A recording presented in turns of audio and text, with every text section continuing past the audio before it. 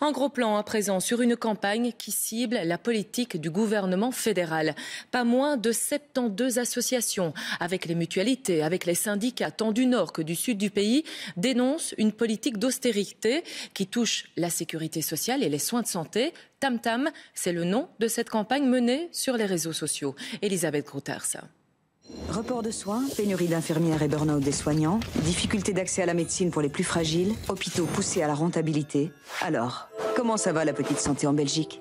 En 3 minutes 30, la campagne Tam Tam vous donne son analyse alarmante des effets de la politique actuelle sur la santé. Une campagne à laquelle collaborent des associations, des scientifiques ou encore des professeurs universitaires.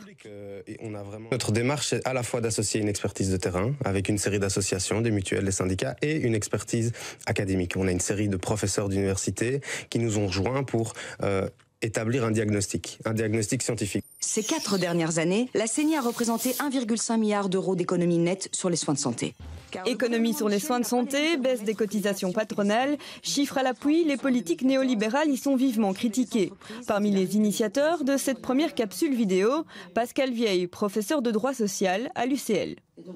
Ce qui me touche, c'est le fait que la résultante d'économies très fortes qui sont faites dans ce secteur fait que les gens sont de plus en plus obligés de recourir à des soins payants ou à des assurances complémentaires qui sont fortement inégalitaires.